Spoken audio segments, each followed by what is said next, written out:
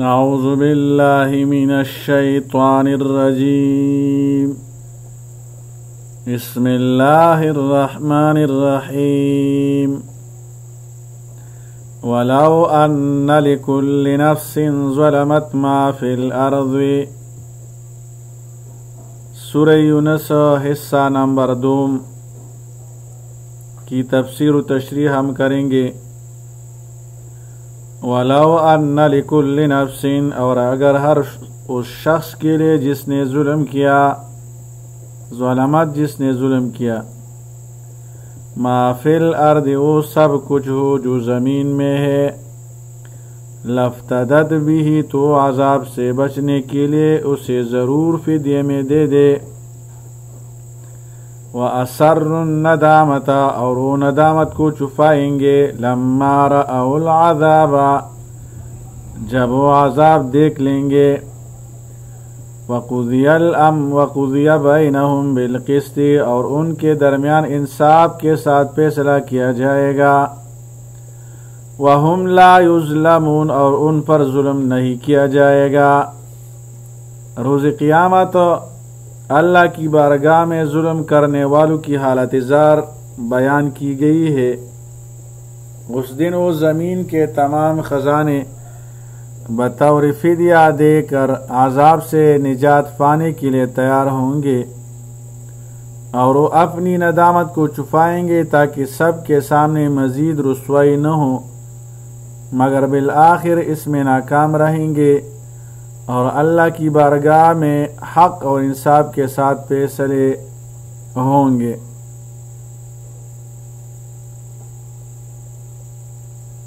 کفار آج تو مال و دولت پر مغرور اور نازا ہے، اپنی عزت، اپنی سلامتی اور اپنے عیش و آرام کو اس مال و دولت سے وابستہ سمجھ رہے ہیں، لیکن کل جب یہ اللہ کی بارگاہ میں حاضر کیے جائیں گے اور ان کے گناہوں کا بوجھ ان کی گردن پر لاد دیا جائے گا، دوزخ کے شعلے ان کی طرف لپک رہے ہوں گے، اس وقت ان کی یہ خواہش ہوگی کہ کاش ان سے یہ سب کچھ لے لیا جائے اور ان کی جان بخشی کر دی جائے۔ الا ان للہ ما فی السماوات والارض، آگاہ ہو جاؤ، بے شک اللہ ہی کا ہے جو کچھ آسمان اور زمینوں میں ہے۔ الا ان وعد اللہ حق، آگاہ ہو جاؤ، بے شک اللہ کا وعدہ سچا ہے۔ ولکن اکثرهم لا يعلمون، لیکن ان میں سے اکثر لوگ نہیں جانتے۔ اللہ ہی کائنات کا حقیقی مالک ہے۔ قیامت ضرور قائم ہوگی اور انسانوں کا حساب و کتاب ضرور ہوگا۔ انسانوں کی اکثریت آخرت سے غافل رہتی ہے۔ ہوا یحیی و یمیت، وہی زندگی عطا فرماتا ہے اور موت دیتا ہے۔ وإلیہ ترجعون، اور اسی کی طرف تم لٹائے جاؤ گے۔ زندگی اور موت پر صرف اللہ کا اختیار ہونے اور تمام انسانوں کا اسی کی بارگاہ میں حاضر ہونے کا بیان ہے۔ ہر ایک کو اپنے اعمال کے بارے میں خود جواب دینا ہوگا۔ صرف زمین و آسمان کی ملکیت ہی نہیں بلکہ زندگی اور موت دینا بھی اللہ ہی کے اختیار میں ہے، اور لوگوں کو دوبارہ زندہ ہو کر اسی کے پاس جانا ہے۔ یا ایھا الناس، اے لوگو، قد جاءتکم موعظۃ من ربکم، یقیناً تمہارے پاس تمہارے رب کی طرف سے نصیحت آ چکی ہے۔ وشفاء لما فی الصدور، اور ان بیماریوں کی شفا جو سینوں میں ہے۔ وہدی ورحمۃ للمؤمنین، اور مومنوں کے لیے ہدایت اور رحمت ہے۔ قرآن کریم کی 4 صفات کا بیان ہے جو باہمی مربوط ہیں۔ نمبر 1، موعظۃ، قرآن حکیم ایسی نصیحت ہے جس سے دلوں میں نرمی، دنیا سے بے رغبتی اور آخرت سے لگاؤ پیدا ہوتا ہے۔ نمبر 2، شفاء، انسان کی باطنی بیماریوں یعنی دل کی بیماریوں کا علاج ہے۔ نمبر 3، ہدن، انسانوں کے عقائد و اعمال کی اصلاح کے لیے ہدایات فراہم کرتا ہے۔ نمبر 4، رحمت، اس پر ایمان لانے اور اس کی پیروی کرنے والوں کے لیے دنیا اور آخرت میں رحمت کا باعث ہے۔ قل بفضل اللہ وبرحمتہ، آپ فرما دیجئے یہ سب کچھ اللہ کے فضل اور اس کی رحمت سے ہے۔ فبذالک فلیفرحوا، لہذا انہیں اس پر خوش ہونا چاہیے۔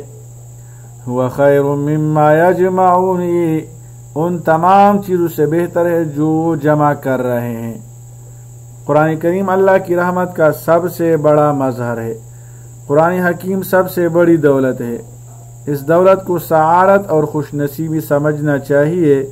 اس دولت میں کچھ مل گیا تو بہت کچھ مل گیا، اس کے سوا باقی بہت کچھ ملا تو کچھ بھی نہ ملا۔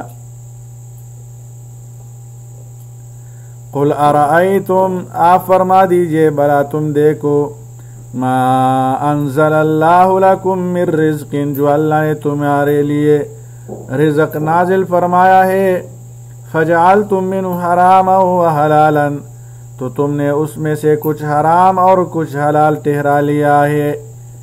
قل اللہ اذن لکم، آپ فرما دیجئے کہ اللہ نے تمہیں اجازت دی ہے، ام علی اللہ تفترون، یا تم اللہ پر جھوٹ باندھ رہے ہو۔ مشرکین کے مذہبی پیشواؤں کو سرزنش کی گئی ہے، وہ اپنی من گڑت رسم کے ذریعے اللہ کے عطا کردہ رزق کو حلال یا حرام ٹھہراتے۔ رزق کا اطلاق صرف خوراک پر ہی نہیں ہوتا، بلکہ مال، صحت، علم، لباس، مکان سواری وغیرہ بھی رزق میں شامل ہے۔ عرب کے مشرکین نے مختلف جانوروں کو بتوں کے نام پر مخصوص کر کے انہیں خواہ مخواہ حرام قرار دے دیا تھا۔ وَمَا ظَنُّ الَّذِينَ يَفْتَرُونَ عَلَى اللَّهِ الْكَذِبَ، اور ان لوگوں کا کیا گمان ہے جو اللہ پر جھوٹ باندھتے ہیں یوم القیامہ، قیامت کے بارے میں۔ ان اللہ لذو فضل علی الناس، یقیناً اللہ لوگوں پر فضل فرمانے والا ہے، ولکن اکثرہم لا یشکرون، لیکن ان میں سے اکثر شکر ادا نہیں کرتے۔ خود ساختہ حلال و حرام کو اللہ کی طرف منسوب کرنے والوں کو قیامت کے دن شدید وعید سنائی گئی ہے۔ اللہ بلا تفریق سب کو رزق عطا فرماتا ہے، انسانوں کی اکثریت شکر کرنے کے بجائے اللہ کی حدود کے خلاف ورزی کرتی ہے۔ اللہ تعالی عمل کرنے کی توفیق عطا فرمائے۔ وصلی اللہ تعالی علی خیر خلقہ محمد وآلہ واصحابہ اجمعین برحمتک یا ارحم الراحمین۔